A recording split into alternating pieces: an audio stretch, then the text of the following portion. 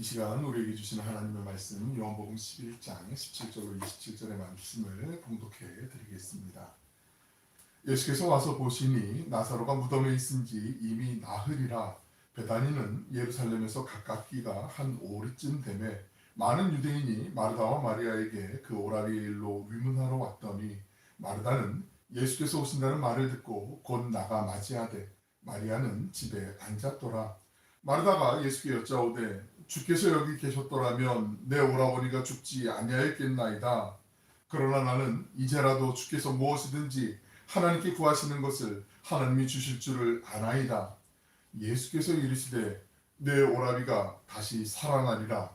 마르다가 이르되 마지막 날 구할 때에는 다시 살아날 줄을 내가 아나이다. 예수께서 이르시되 나는 부활이요 생명이니 나를 믿는 자는 죽어도 살겠고 무릇 살아서 나를 믿는 자는 영원히 죽지 아니하리니 이것을 내가 믿느냐. 이르되 주여 그래하이다. 주는 그리스도시요 세상에 오시는 하나님의 아들이신 줄 내가 믿나이다. 아멘. 복된 주님의 날 주회전에서 또 온라인으로 함께 예배드리는 모든 우리 믿음의 가족들에게 주님의 은혜와 평강이 강물처럼 흘러넘치시길 축원합니다. 아멘.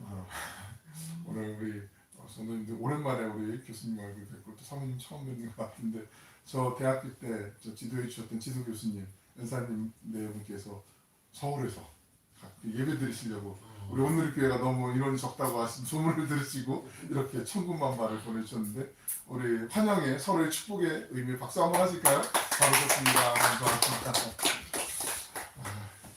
스승님 앞에서 이게 말씀을 전하는 게 참 부담이 되죠. 근데 괜찮습니다. 이미 가족 앞에서 설교를 하기 때문에 가족 앞에 하는 거 막상 하고 서로 박빙이죠. 말씀대로 제를 되돌아보는 기회를 또 주시는 것 같아서 감사하고 교수님께 전화를 받았을 때 오시겠구나 그러면서 잠을 설치게 되더라고요. 어떻게 해야 되지 긴장도 좀 되고 하지만 뭐 하나님이 주시는 은혜 안에서 제 역량 따라 제가 하나님의 말씀을 잘 전하면 하나님이 하시는 것일 거고 못하면 제가 부족한 거니까 우리 모임이 잘 예배 드리시지만 그렇게 하나님만 바라보고 하나님의 영광만 나타나는 시간 되길 소망합니다. 우리가 계속 요한복음 이야기를 나누고 있는데요. 마르다와 마리아 그리고 나사로는 오라비라고 성경에는 번역이 되어 있지만 이 단어가 헬라어 단어가 이게 오빠인지는 투명하지 않은 그냥 남자 형제를 지칭할 때 나타나는 단어라고 지난 시간에 말씀을 드렸어요. 그래서 동생일 수도 있고 아니면 중간에 둘째일 수도 있고 막내일 수도 있지만 여하튼 성경에는 오라비라고 나와 있으니까 오라버니라고 나와 있으니까 우리가 그렇게 이해를 하고 말씀을 같이 나누도록 합니다. 마르다 예수님의 대화 내용이 나와요. 보면은 말씀 우리가 다 알고 잘 알고 계시는 말씀인데 마르다는 상당히 베드로 못지않게 지난 고백에 있어서는 완벽할 만큼 100점에 가까울 만큼 정말 훌륭한 고백을 하는 것 같이 생각이 되는데 우리가 잘 알고 계신 말씀을 조금만 한 걸음 더 깊이 들어가서 오늘 말씀의 행간을 좀 살펴보려고 합니다. 죽은 나사로가 잠들었다고 표현하시면서 예수님이 그 나사로를 이제 깨우러 가시겠다라고 말씀하시는 게 지난 시간에 마지막 부분이었어요. 그래서 그 예루살렘에서부터 이 베다니까지 이게 원문에는 15스타디온이라고 거리를 얘기하는데 한 스타디온의 그 거리 단위는요 약 0.16km라고 그래요. 그러니까 15스타디온 하면 우리 성경에는 오리로 번역되어 있는데 약 2.7km 정도 3km가 채 안 되는 그 장면이거든요. 거리거든요. 요한복음 우리 본문 11장 17절로 19절에 있는 말씀을 우리 한번 같이 읽어보실까요? 시작. 예수께서 와서 보시니 나사로가 무덤에 있은지 이미 나흘이라 베다니는 예루살렘에서 가깝기가 한 오리쯤 되매 많은 유대인이 마르다와 마리아에게 그 오라비의 일로 위문하러 왔더니 방금 말씀드린 것처럼 예루살렘에서 베다니까지는 쉽게 갈 수 있는 길이 한 오리 정도 3km가 안 되는 거리면 뭐 한 달이면 가면 되지 않겠어 우리 생각할 수 있는데 이 지형을 한번 보시면 이게 약간 위쪽으로 산길을 올라가야 되는 상황이거든요. 그래서 한 달음에 올라가기에는 숨이 상당히 많이 차는 그런 거리거든요. 그리고 이미 베다니에 있는 나사로는 죽은 지 나흘째 되는 시간이었어요. 그러니까 완벽하게 사람이 도저히 기절했다가 깨어났네 이렇게 얘기할 수 없을 정도의 그 완벽한 죽음의 상태, 절망의 상태에 그때까지 예수님이 이틀을 더 기다리셔 소식을 들으시고 이틀을 더 기다리셨다가 이제 잠든 나사로를 깨우러 가자 하면서 제자들과 함께 베다니로 들어가는 거죠. 근데 마을 초입 어귀에서 이 예수님이 오신다는 소식을 듣고 이 마리아와 마르다와 마리아 가운데 마르다가 약간 성격이 좀 외향적인 성격인 것 같아요. 마리아는 좀 내향적인 성격이고 버선발로 예수님이 오신다는 걸 듣고 이제 맞이하러 나오게 되는 장면이죠. 거기에서부터 오늘 말씀이 이제 전개가 되는 거죠.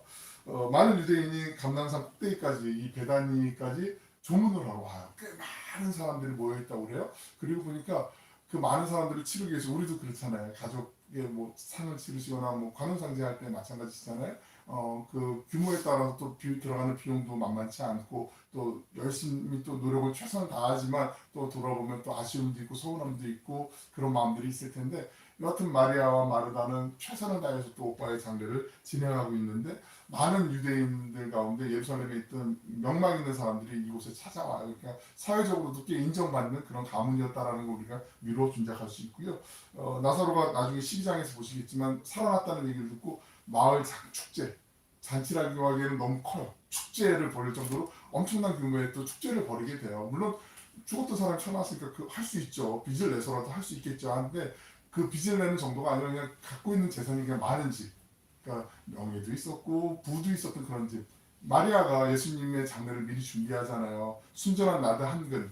그때 당시에 노동자, 일하는 근로자의 약 1년치 연봉에 가까운 300일치 일당에 가까운 비용의 그 순전한 나드를 예수님의 발에 깨뜨리고 머리에 깨뜨려서 예수님의 장례를 준비해 드리잖아요.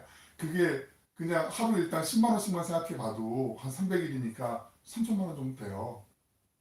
그 정도는 집에 간편하게 끊을 수 있으니까 별로 놀리지 않으시는데 이런 표정이 저를 되게 놀라게 하는 거 아시죠? 그런데 여하튼 이렇게 얼마든지 주님을 위해서 기꺼이 헌신할 수 있을 만큼 그런 어떤 가정이었단 말이죠. 그 속에서 예수님이 이제 찾아오는 상황. 유대인들의 장례 풍습을 한번 잠깐 보실게요. 한 장 넘겨볼까요? 먼저 이제 사람이 이제 죽게 되면 그 죽은 상태에서 가족들이 와서 입 맞춰요. 그리고 얼굴에 이렇게 뭐 입을 뭐그 쪽쪽 이렇게 소리내면서 서양인들 인사하듯이 그렇게 인사를 하는 것 같아요. 그리고 난 다음에 이제 몸을 닦고 세마포를 준비하죠. 정결한 세마포를 준비해서 몸을 다 덮는데 그냥 우리처럼 수의를 옷을 입히는 게 아니라 손은 손대로 따로 묶고 얼굴은 얼굴대로 이렇게 감싸고 몸은 몸대로 따로 이렇게 가리고 그렇게 해서 우리가 흔히 나사로 하면 그 예전에 붕대 칭칭 감고 있는 이런 모습들 많이 이제 생각하고 아이들에게도 교회 학교에서 그렇게 가르치는 경우들이 있는데 그렇지 않고 이제 부분 나눠서 유대인들은 그렇게 이제 준비를 하죠. 우리 왜그 영문한다고 그러는 것처럼 그렇게 해요. 그리고 그 다락방 상층에다가 안치를 해요. 돌아가신 다음에 그리고 조문객들이 오게 되면 거기서 이제 조문을 할 수 있도록 그렇게 준비를 해요. 그리고 지난 시간에 말씀드린 것처럼 지중해성 기후이기도 하지만 온도가 높기 때문에 쉽게 부패할 수 있어서 8시간이 지나면 죽은 지 8시간이 지나면 굴에 그 굴처럼 돼 있는 그 가족묘 같은 형태라고 말씀을 드렸잖아요. 거기 이제 안치를 해요. 그리고 관을 따로 준비하지 않고 좀 두툼하고 넓은 합판 같은 곳에 사람 시신을 사람들이 다 볼 수 있도록 이렇게 모셔놓고 그리고 운구가 이제 앞으로 나갈 때 사람들의 행렬이 따르게 되죠. 그 행렬에는 항상 피리 부는 사람 2사람하고 곡을 하는 여인이 1명 이상 꼭 있었어야 됐어요.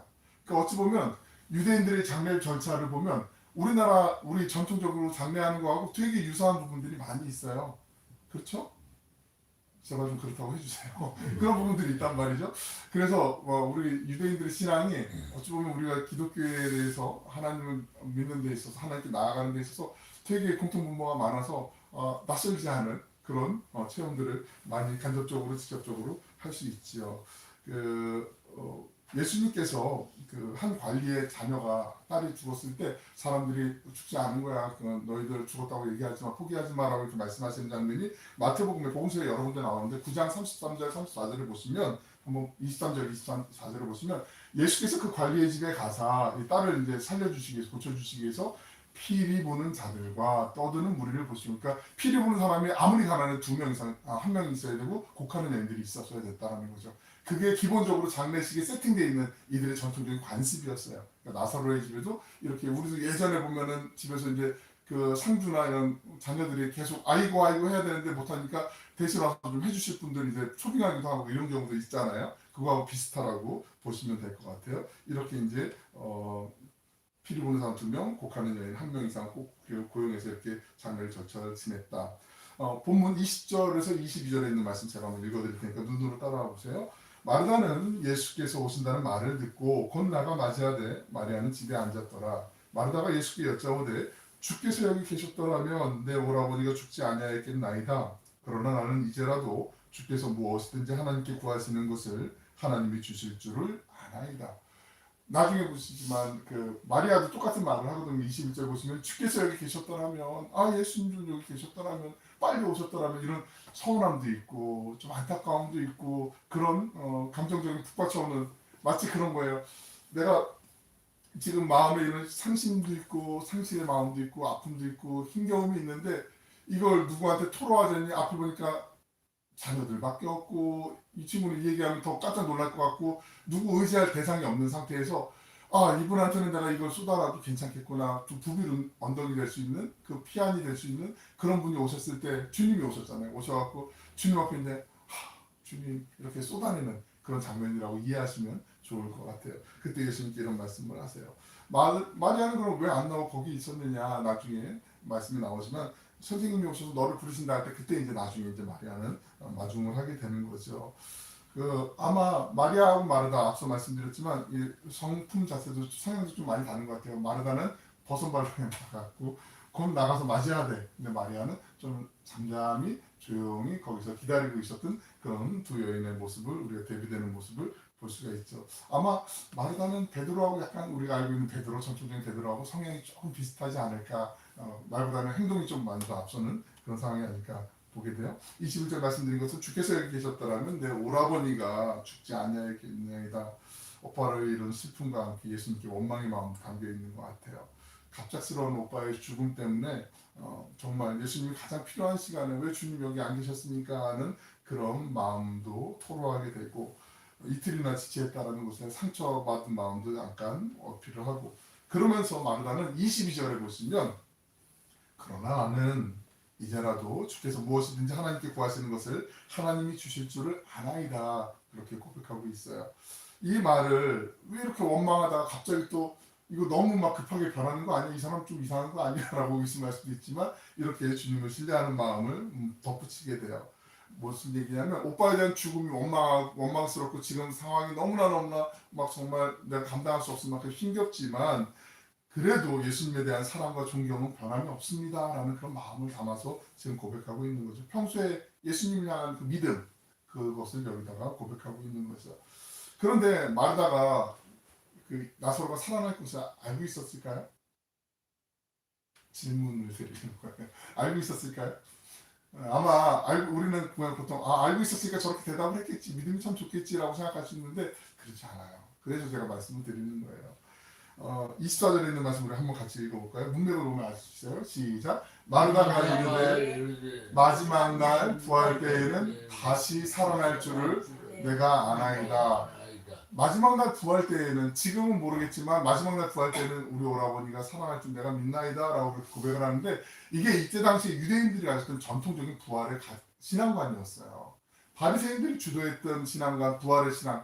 물론 그 예수님 시대 때 그 유대 종교 지도자들의 큰 두 산맥이라고 하면 바리새파하고 사두개파가 있었거든요. 사두개인들이라는 사람들은 다 사내들인 공의에 구성되어 있는 멤버들이었는데, 사내들인 공의 안에서 이 사두개파들하고 이 주 서기관 역할을 맡았던 사두개파들, 율법학자였던 바리새인들이 있었는데, 바리새인들은 부활을 인정하고 죽은 다음에 먼 훗날 부활한다라고 믿었지만 사두개인들은 부활을 믿지 않았어요. 인정하지 않았어요. 그렇기 때문에 서로 이제 좀 약간 대립각을 세우기도 하거든요. 사도행전에도 보면, 복음서에도 보면 이런 모습들이 나오는데, 여하튼 마르다는 그 지금 전통적으로 유대인들이 갖고 있었던 그 부활관, 그 신앙관을 갖고 예수님께 지금 이런 고백을 하고 있는 거거든요. 죽은 다음에 언젠가는 다 우리가 살아날 수 있습니다.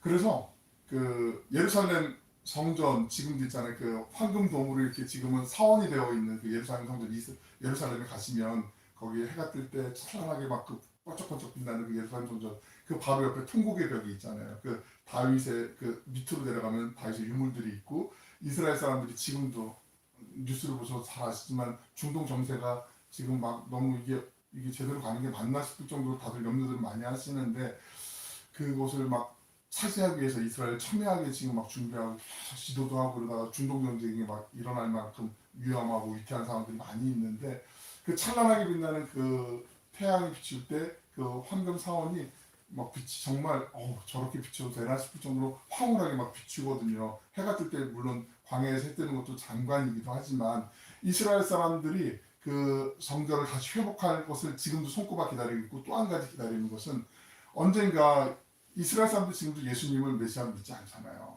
예수님이 보내주신 자기들이 생각하는, 자기들이 온 세계 위에 군림한다라는 표현이 맞아요. 이게 되게 낯설고 좀 부대끼는 표현일 수도 있지만, 우리가 세상에 우뚝 우리만 잘났고 잘 먹을 거야 뭐 이런 식의 시오니즘이 그런 거잖아요. 그런 다윗 왕조가 다시 회복이 될 때 우리가 모든 세상에 뛰어난 민족이 될 거야, 우리는 하나님의 선민이야 라는 그런 교만한 마음들이 있거든요. 근데 이스라엘이 회복되기 위해서 다윗 성전이 회복되는 것이 첫째고, 두 번째는 그 다윗 성전 주변에 언젠가 하나님이 이제 세상의 마지막 정말 심판하실 때 그때 부활할 사람들이 생기는데, 그 성전에 제일 가까운 사람들 순서대로 부활한다고 믿어요. 바보같이 지금도. 그래서 재밌는 게요, 재밌다라고 표현하면 좀 유대인들한테 미안하지만, 그 성전에 가장 가까운 곳에 있는 무덤일수록 가격이 정말 엄청나게 비싸요. 엄청나게. 정말 상상할 수 없어. 초월할 정도로 그렇게. 그리고 이게 무슨 미신적인 신앙인지 모르겠지만 여하튼 그런 정서들이 있어요. 근데 마르다나 마리아 이때도 부활의 신앙이 있었다라는 걸 참고적으로 말씀드리기 위해서 좀 많이 본문하고 좀 격가지로 나갔는데, 다시 본문으로 돌아가서요. 예수님께서 23절에서 마르다에게 내 오라비가 다시 살아나리라 라고 지금 말씀하고 있거든요. 마르다는 이를 단순한 위로로 알아들은 거죠. 그럼요, 우리 다 믿고 있잖아요. 예수님 아시잖아요. 우리 종말에 나중에는 다 하나님 부활시키시는 거 알잖아요. 그 정도로 이제 받은 거예요. 그러니까 조무객들이 와가지고 언젠가 먼 날 또 좋은 곳에서 만나시길 기도할게요, 위로합니다, 뭐 이렇게 얘기하는 어떤 관용적인 어떤 표현들처럼 그렇게 이제 생각하고 있는 거죠. 그래서 마르다가 마지막 날 구할 때 다시 살아날 줄을 내가 아나이다라고 그렇게 대답하는 거죠. 마르다의 부활 신앙, 그 신앙이 편만해진 그 신앙이었는데, 유대인들은 지금도 하루에 3번 공동 기도문이 있거든요. 18가지의 그 기도 항목들이 있고 그걸 기도를 해요. 거기 두 번째 기도문에 이 기도가 있어요. 마지막 심판 때, 종말 때 우리가 부활할 것을 믿습니다 라는 그 기도를 하루에 3번 지금 드리고 있어요. 그렇죠? 그러니까 우리도 뭐 꼭 이 횟수가 중요한 거 아니고, 시간을 구별해서 뭐 얼마큼 양을 채우는 게 중요한 건 아니지만, 그래서 그 정도 하고 난 다음에 얘기하는 게 더 맞는 게 아닌가, 순서가 아닌가, 저 스스로부터 되돌아보게 돼요. 그러니까 우리도 주야로 말씀을 묵상하면서 또 시간을 정해놓고 구별해서 하나님 앞에 기도하는 거, 시간이 정 없더라도 움직이는 순간에도 잠깐이라도 기도할 수 있는 그 마음, 우리 마음의 중심을 보시는 하나님이시잖아요. 그게 정말 필요하지 않을까. 다시 한번 저는 말씀 준비하면서 제 스스로를 되돌아봤어요. 그리고 반성도 많이 하고요. 본문 25절 26절에 있는 말씀 우리 같이 한번, 유명한 말씀인데 읽어보실게요. 이 대화 가운데 이 말씀이 나오는 거예요. 이 요한복음에 7가지 그 예수님의 자기 선언이라고 할 수 있는 에고에이미, 나는 무엇이다라고 표현하는 게 그 유명한 예수님께서 부활과 생명을 말씀하신 장면이 25절 26절이거든요. 같이 한번 읽어보십니다. 시작. 예수께서 이르시되 나는 부활이요 생명이니 나를 믿는 자는 죽어도 살겠고, 무릇 살아서 나를 믿는 자는 영원히 죽지 아니하리니 이것을 내가 믿느냐. 아멘. 26절에 살아서 나를 믿는 자는 영원히 죽지 아니하리니, 이 말씀을 딱 처음에 들으면 이게 너무 좀 과하지 않나? 너무 심하지 않나? 모순되지 않나? 이런 생각이 우리는 들지 않으시지만, 일반 사람들이 볼 때는 정말 정신이 어떻게 빠진 거 아니야? 라고 생각할 수 있잖아요. 안 그러세요? 저만 그런가요? 나를 믿는 자는 영원히 죽지 아니하니, 영생불사 무슨 뭐 불로초를 구한 것도 아니고 이 사람이 왜 죽지 않는가? 이 말씀에서 예수님이 하시고자 하는 그 말씀의 문맥으로 잘 붙잡는 거 이미 잘 알고 계시지만 우리가 잘 기억해야 되는데, 한번 표를 한번 볼까요? 25절하고 26절에 있는 말씀이 이런 뜻이거든요. 나를 믿는 자는 죽어도 살겠고, 몸이 죽는 것을 표현하는 상황이에요. 죽은 다음에 우리는 다 누구나 죽잖아요. 예수님을 믿어도 돌아가시고 안 믿어도 돌아가시고 다 죽어요. 죽음은 누구도 피할 수 없는 그 우리 모든 인간에게 주어진, 모든 생명체에게 주어진 하나님의 섭리잖아요.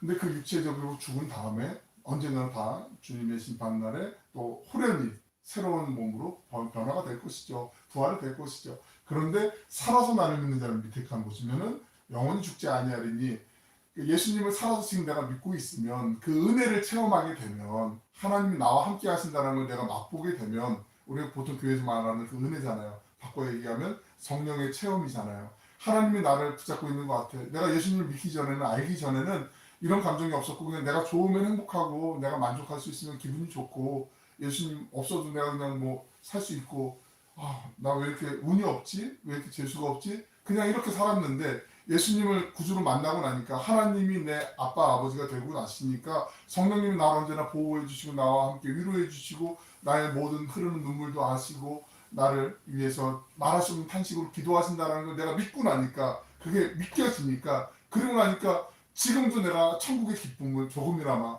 베타 버전이라도 맛볼 수 있는 거 이해되시죠? 되시니까 가만히 계시는 거죠. 그러니까 지금 영원히 죽지 않고 산다는 그 말씀은 지금 이곳에서 우리가 살아가고 있는 이 땅이 지금 이 상황이 정말 처절한 뭐 눈물밖에 한숨밖에 탄식밖에 안 나오는 상황이라 할지라도 예수님을 믿는 믿음 안에 있고 하나님의 그 위로하심 뭐 우리 흔히 만져주심이라는 표현도 많이 쓰기도 하는데 그 성령께서 나를 터치해 주셨을 때 그래 내가 다시 힘을 내야지. 이거는 예수님을 믿지 않는 사람도 어느 정도는 해볼 수 있지만 실적으로 완전히 다른 거예요. 하나님이 주시는 그 만져주심, 하나님이 부어주시는 그 위로하심, 성령께서 나에게 지금 힘을 주시는 건 물론 기적적으로 우리가 일상을 살아가면서 예수님을 모르는 사람들도 선한 일을 하면서도 이런 만족과 희열도 느낄 수 있어요. 근데 그게 지속적이지 않아요. 함구하지 않단 말이죠. 그런데 예수님을 만나고 구주로 만나고 성령께서 내 안에서 나와 함께 하신다는 그 믿음이 생긴 위에 체험하는 그 경험은 지금도 이렇게 기쁘고 감사한데 천국에 가면 얼마나 정말 뭐 상상이 안 가는구나 뭐 이러면서 기뻐하고 감사할 수 있고 그런 궁금함도 생기고 그런 감사도 생기고 찬양도 생기는 거 아니겠어요? 예수님 말씀하시는 게 이거거든요. 지금 이곳에서도 천국의 기쁨을 맛볼 수 있다. 그러니까 우리가 신앙생활 할 때 우리 다 그렇죠. 그 은혜가 충만한 상태에서 목회자도 마찬가지거든요. 늘 언제나 그 은혜를 붙잡고 막 성령 충만해서 막 이렇게 살고 싶지만 그럴 때 사단은 가만히 우리를 내버려둬요. 우리를 건들지 않아요. 왜냐면 자기가 질 걸 뻔히 알기 때문에 하나님과 은혜 안에 있기 때문에 성령께서 보호하시기 때문에 그런데 내가 이제 조금 이제 예수님 잠깐 쉬고 계세요. 제가 뭐 해볼게요. 뭐 이러면서 내가 나서게 되면 내가 드러나게 되면 그때 사단이 아이고 게임도 안 되는 녀석이 그러면서 우리에게 막 이렇게 시비를 걸거나 발을 툭툭 걸어서 넘어뜨리게 하거나 이런 경우들이 많이 생기게 된다는 거죠. 그러니까 예수님이 지금 마르다에게 말씀하신 이 표현은 우리에게도 주신 말씀이에요. 지금 이곳에서 나만 믿고 나와 함께 이 삶을 살아갈 때 충만한 하늘의 은혜를 하늘의 그 영적인 생활의 생명의 은혜를 지금도 맛볼 수 있고 영원히 맛볼 수 있다. 예수님을 믿고 돌아가시면 죽은 다음에 부활해서 영원한 생명을 얻게 되지만 지금 이 땅에서 살면서 육신의 몸을 갖고 산다 할지라도 우리의 영혼이 예수님 믿는 믿음 때문에 천국에서 누릴 그 풍성한 은혜를 지금도 맛보고 영원히 맛볼 수 있다. 그 말씀으로 26절을 하신 거예요. 그러니까 이 말씀의 맥락을 우리가 잘 기억하셔야 오해하지 않으세요. 안 그러면 예수 안 믿는 사람들이 가끔 이렇게 성경을 좀 이렇게 지식적으로 알고 막 보다가 야 이게 말이 되냐 이게 어떻게 과학적으로 어떻게 입증을 할 수 있겠냐 이렇게 얘기할 때 그건 그게 아니고 이렇게 차근차근 설명해 줄 수 있거든요. 가끔 전도하시다 보면 그렇게 말씀 갖고 꼬투리 잡고 시비 거는 사람들 많이 있어요. 이단만 사입만 그런 게 아니라 가끔 친구들 중에도 그런 경우들 있으셨으면 좋겠어요. 그래서 그분들이 변화되고 다시 돌아오셨으면 좋을 것 같아요. 나를 믿는 사람은 비록 육체적으로 죽겠지만 마지막 심판날에 육체적으로 다시 살아날 것이다. 그런데 영적인 생명은 지금은 물론이고 영원히 죽지 않을 것이다. 이것이 예수님이 25절 26절에서 주시는 말씀이죠. 마르다가 믿는 그 신앙은 그러니까 마지막 세상 마지막 날에 이루어질 그 부활, 유대인들이 전통적으로 믿고 있었고 지금도 믿고 있는 그 신앙을 고백하는 표현이다라고 우리가 이해하시면 좋을 것 같아요. 그래서 예수님께서 그 생각을 좀 바꿔주시고 아니야 지금도 그 영원한 천국의 생명을 그 은혜를 지금도 맛볼 수 있어라고 말씀하시면서 이것을 네가 믿느냐 이렇게 예수님께서 물어보시는 거예요. 사도 요한이 그 복음서 전반을 통해 거듭 강조하는 것은요. 영원한 생명은 먼 훗날의 것이 아니라 지금 이 순간 이 자리에서부터 우리가 누릴 수 있으면 그렇게 얘기하고 싶은 거죠. 왜냐하면 사도 요한이 그 은혜를 맛보 왔거든요. 요한이 마지막에 요한계시록을 썼지만 반모섬에 유배되고 난 다음에 돌아보면 다 걸음 하나님의 은혜였음을 고백할 수밖에 없는 그 순간이었기 때문에 지금 나도 이 맛보는 천국의 기쁨을 우리 여러분도 같이 나눴으면 좋겠습니다라고 지금 요한복음을 통해서 절절히 그 마음을 담아서 지금 예수님의 그 은혜를 사랑을 고백하고 표현해 나가고 있는 거거든요. 마치 우리가 이 추울 때 어둠 속에 있으면 춥잖아요. 더 춥잖아요. 근데 그래서 밝은 햇살이 비치는 곳으로 조금 몸을 몇 걸음만 옮기면 햇살 때문에 좀 따스한 기분도 들고 실제로 온도도 약간의 차이는 느껴지는 것처럼 우리가 예수님의 생명의 주님으로 우리가 받아들이는 사람들 그 영원한 생명의 따스함을 맛보면서 살아갈 수 있다는 것을 계속 강조하고 있는 거죠. 요한일서 5장 13절에 있는 말씀 한번 같이 읽어보실게요. 시작. 내가 하나님의 아들의 이름을 믿는 너희에게 이것을 쓰는 것은 너희로 하여금 너희에게 영생이 있음을 알게 하려 함이라. 요한복음뿐만 아니라 요한계시록도 그렇지만 요한일서 2서 3서에서도 마찬가지로 영원한 생명에 대해서 지금 아무리 고통스럽고 어려워도 지금 그 영생의 기쁨을 좀 우리가 나눴으면 좋겠습니다. 여러분도 그렇게 누리었으면 좋겠습니다라고 지금 사도 요한이 계속 권면하고 강조하고 있는 거죠. 본문 27절 말씀을 읽어드릴게요. 이르되 주여 그러하이다. 주는 그리스도시요 세상에 오시는 하나님의 아들이신 줄 내가 믿나이다. 예수님께서 이것을 네가 믿느냐라고 물으시는 것에 대한 마다의 신앙 고백이에요. 앞서 잠깐 말씀드렸는데 마치 신앙 고백에 대해서 한번 답을 해보시오. 시험을 치르면 100점 만점에 100점을 받을 수 있는 그런 완벽한 고백이거든요. 그런데 이게 예수님께서 생명의 주님이신 것을 고백하는 그 가르침과는 다른 엉뚱한 고백이라는 거 우리가 이미 앞서서 말씀을 드렸어요.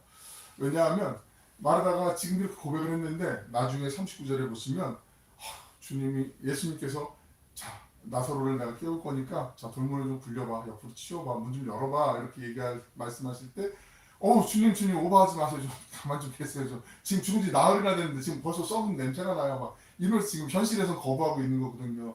주는 그리스도시요 하나님의 아들입니다 라고 멋있는 고백을 했는데 그런데 현실에서는 주님 아니에요 냄새나요 지금 왜 그러세요 지금 알았어요 그 마음 알았어요 이렇게 지금 고백하는 게 우리의 어쩌면 마르다의 모습이 지금 저의 모습이 우리의 모습 아닐까 신앙생활하는 우리의 모습이 아닐까 주님을 믿는다고 하면 고백을 해요. 주님 제가 확실합니다 라고 얘기하는데 그 능력을 우리 스스로의 한계 때문에 제한하는 경우들이 얼마나 많은가. 내 경험치가 여기까지밖에 안 되기 때문에 내 이해력이 여기까지밖에 안 되기 때문에 무한하신 그 주님의 그 능력을 그 은혜를 우리가 자꾸 제한하는 경우들이 참 많이 있거든요. 마르다가 지금 샘플로 지금 안 좋은 샘플로 우리에게 보여주고 있는 거예요. 너도 그래 나처럼 그럴 거야 라고 지금 어쩌면 지금 들려주고 있는 상황이 아닌가 그렇게 한번 이해해 보게 되었어요. 요한복음이 기록될 당시 요한 공동체의 그 많은 신앙인들이 예수님을 하나님의 아들로 메시아로 믿고 있었어요. 하지만 그것도 역시 유대인들 안에서 먼 훗날에 우리가 부활할 것을 믿는 그 믿음하고 연결되어 있었는데 아니야. 지금 바로 여기서 예수님이 우리를 구원해 주시고 우리에게 천국의 기쁨도 맛보게 해주시고 영생의 은혜를 누릴 수 있도록 인도해 주시는 분이야 라고 지금 우리에게 다시 한번 확인시켜 주기 위해서 사도 요한이 이렇게 우리에게 알려주고 있는 거죠. 여러분 보통 집을 지으면 동양이나 남양으로 많이 짓잖아요. 요즘은 뭐 난방기술도 뛰어나고 해서 북향으로 짓는 경우들도 어쩔 수 없이 공간이 좁아서 집을 지어야 되는 있는 경우도 있을지 모르지만 전통적으로 대체적으로 남향으로 짓는 집이 좋다고 그러죠. 왜 좋죠? 그냥 좋으니까. 예, 그죠. 햇볕이 비치니까 오랜 시간 햇볕이 들어오니까 뭐 소독할 건 소독도 되고 또 난방도 될 수 있고 햇살이 너무 강하면 좀 뭐 가리기도 해야 되긴 하겠지만 한번 이렇게 생각을 해봤어요. 한 장만 넘겨볼게요. 왼쪽에 있는 방은 우리 창문이 있는데 창문이 믿음이라고 한번 생각해 보세요. 그리고 이 집이 왼쪽에 있는 것은 좀 믿음이 작은 창문이고 오른쪽에는 좀 믿음이 다 열려있는 남양집이에요. 다 북향이 아니에요. 아무리 남향으로 집을 잘 져도 창문을 안 내면 그러면 햇살이 들어올 수 없는 것처럼 우리의 마음에 우리 주변에 우리 곁에 지금 예수님이 아무리 노크를 하시고 주변에 계시다고 해도 내 믿음에 창을 열지 않으면 큰 창을 준비하지 않으면 들어올 수 있는 하나님의 은혜는 제한적이겠죠. 되게 문을 조금만 열어놓고 조그맣게 만들어 놓으면 그것만 들어오겠죠. 근데 문을 정말 통창으로 이렇게 넣어버리면 그냥 주님의 은혜가 그냥 헤아릴 수 없을 만큼 압도되게 우리 안에 들어올 수 있는 거겠죠. 우리 다 알고 있잖아요. 그 믿음, 그 은혜를 나이가 사모하면서 살아가는 거. 이게 다 알고 있으면서 답을 알고 있으면서 내가 살아내는 게 그 삶으로 바꿔 말씀드리면 적용하는 거 이게 정말 쉽지 않은 거죠. 고민이 되고 현실과의 괴리감을 어떻게 줄일 것인가 많은 숙제처럼 느껴질 때가 있는데 그럴 때는요 몇 번 말씀드렸지만 단순해지는 거예요. 단순하면 돼요. 그냥 하나님의 말씀이 그렇다면 내가 한번 믿음으로 아멘해 보는 거죠. 하나님 이렇게 인도해 주실 줄 믿습니다. 맹목적인 어떤 맹신이 아니라 내가 욕심을 갖고 어떤 요구하는 것에 기도에 대한 응답을 내가 믿습니다 하고 이렇게 뭐 주님 앞에 협박하듯이 이렇게 하는 게 아니라 그냥 주님은 나의 선한 목자가 되시고 나의 구세주가 되시고 하나님이 하시는 것은 언제나 신실하시고 선하심을 내가 믿습니다 하는 그 고백의 문, 그 믿음의 문을 좀 넓게 갖자라는 거죠. 그러면 그 속에서 주님 주시는 그 주님의 그 영생의 은혜의 체험이 지금 이 자리에부터 시작할 수 있다라는 거죠. 아니에요, 나는 집이 북향이 좋아요. 난 문 안 만들 거예요. 주님 또 오지 마세요. 이러면 실제로 그런 분들이 있을 수도 있다니까요. 그러면 안 된다라는 걸 지금 우리에게 계속 말씀하고 있는 거죠. 열린 마음으로 믿음의 삶을 살아가는 자가 얼마나 중요한지 마르다의 모습을 통해서 우리에게 지금 들려주고 계시는 거죠. 우리가 진짜 신앙의 깨달음을 갖고 삶에 적용하려면 입으로 고백하는 그 고백이 아무리 좋은 말씀을 전하고 뭐 미사여구를 다 쓰고 얘기를 해도요 내가 그걸 실천하려고 하는 의지를 일으키지 않고 내가 그렇게 한 거는 내딛지 않으면 이게 마음속 한 곳이 헛헛해져요. 공허해질 수밖에 없어요. 이론적으로 아는 게 아니라 삶을 그 하나님의 말씀을 살아내기 위해서 우리가 부단히 노력하는 거 이게 제일 중요한 거 아니겠습니까? 사랑하고 축복하는 여러분, 주님은 예수님을 구주로 믿고 사는 우리에게 지금 이 땅에서 누릴 영원한 천국 소망의 생명을 누릴 수 있음을 말씀하고 계세요. 아니 우리가 그렇게 영원한 천국의 생명을 누리며 살기를 원하고 계시죠. 우리 함께 부활이요 생명이 되신 그 주님만을 바라면서 삶의 상황이 때로는 녹록지 않더라도 우리의 의지를 마음을 좀 일으켜서 감사하시고 주님의 말씀을 붙잡고 살아계신 구원의 주님을 찬양하는 행복한 삶의 예배자로 내가 그렇게 살려고 마음 먹으면 주님은 이미 예배해 주셨기 때문에 그 은혜를 더 부어주세요. 거기에 더 가속력이 붙고요. 은혜 위에 은혜가 충만해지게 돼 있어요. 근데 내가 아무것도 안 하고 그냥 가만히 뭉클고 있으면 더 힘들어요. 그러니까 오히려 예수님 믿는 기왕 믿는 거니까 우리가 예수님 안에서 주님 선하신 주님을 찬양하며 주님만을 바라며 주님 안에서 내가 한 걸음 한 걸음 더 주님과 동행하길 원합니다. 주님 곁으로 더 가까이 가길 원합니다. 그 믿음의 고백으로 이 한 주간 행복한 삶의 은혜를 체험하는 우리 영생 천국의 주인공들 되시길 주님의 이름으로 축원합니다. 기도하겠습니다. 사랑하라 풍성하시고 자비로우신 아버지 하나님, 저희가 언제나 주님을 향해 열린 마음으로 믿음의 삶을 살아가며 주님께서 주시는 생명의 은혜를 더 풍성히 받고 누리며 전하며 살 수 있는 믿음을 허락해 주시옵소서. 부활이요 생명이 되신 주님만을 바라며 현실의 상황이 비록 녹록지 않더라도 마음을 지키고 의지를 일으켜 주님의 말씀을 따라 순종하며 하늘로서 내려주시는 한없는 은혜를 체험하여 감사가 끊이지 않는 복된 인생, 세상 한복판에서도 당당히 주님의 구원을 그 은혜를 전할 수 있는 착하고 충성된 영생부활의 증인이 되게 하여 주시옵소서. 사랑이 많으신 예수님의 이름으로 기도 올리옵나이다. 아멘.